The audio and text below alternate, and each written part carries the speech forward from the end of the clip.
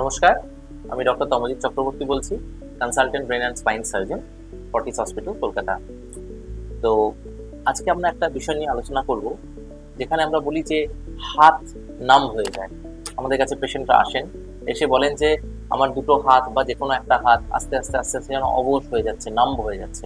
আমি যখন কোনো কাজ করছি তখন ওই ধরা যাক কিছু একটা লিখছি, পেনটা হাত থেকে খসে পড়ে যাচ্ছে, কিছু একটা খাচ্ছি, চামচটা হাতে থেকে পড়ে যাচ্ছে। এই ধরনের সিমটমস গুলো কেন হয় বা এটা কি, এই রোগটা কি অ্যাকচুয়ালি? এটা কি সত্যি কোনো নার্ভের রোগ? হ্যাঁ, এইটা একটা নার্ভের রোগ, যেখানে আমরা আমাদের ভাষায় বলি কার্পাল টানেল সিনড্রোম। ব্যাপারটা কি হয়?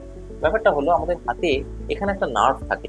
সেই নার্ভটা হাতের আমাদের এই আঙুলগুলোতে সেন্সেশন নিয়ে যায় বা সেখান থেকে আমাদের মোটর সাপ্লাই করে।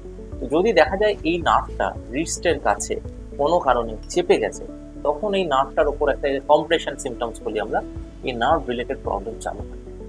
এটা কাদের হয়? এটা আমরা দেখেছি স্ট্যাটিস্টিক্যালি, মূলত এটা মেয়েদের বেশি হয়, ফিমেলস। মিডল এজে বেশি হয়, অ্যারাউন্ড 40s বা 50s।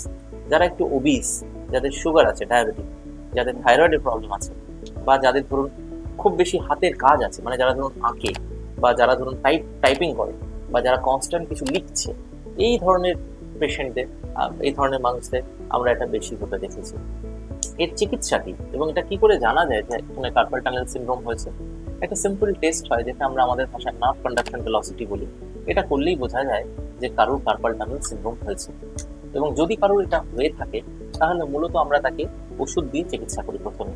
দেখা যায় যে ওষুধ খেলে অনেক দিন উনি ভালো থাকেন। কিন্তু যদি কোনো ক্ষেত্রে দেখা যায় যে ওষুধ খেলে সেখানে আর কোনো লাভ হচ্ছে না, মানে আগে হয়তো ভালো ছিলেন, এখন আর ভালো নেই, বা কেউ আমাদের কাছে এসছেন এতটা সিভিয়ার কন্ডিশনে, যেখানে দেখা যায় যে হাতের এই অংশটা একদম ফ্ল্যাট হয়ে গেছে, এখানে মাসেল ওয়েস্টিং হয়ে গেছে, বা কোনো কিছু ধরতে গেলে সে ধরেই রাখতে পারছে না, পড়ে যাচ্ছে, সেক্ষেত্রে কিন্তু অপারেশন করতে হয়, সার্জারি করতে হয়। এবং এই ধরনের সার্জারি আজকের দিনে আমরা ডে কেয়ার বেসিসে করি, তার মানে পেশেন্টকে পুরোপুরি অজ্ঞান না করে হাতের এখানে একটু ইঞ্জেকশন দিয়েই সার্জারি করা যায়, এবং পেশেন্টকে অপারেশনের পরেই সেই দিনকেই আমরা ডিসচার্জ করে বাড়িতে পাঠিয়ে দিতে পারি।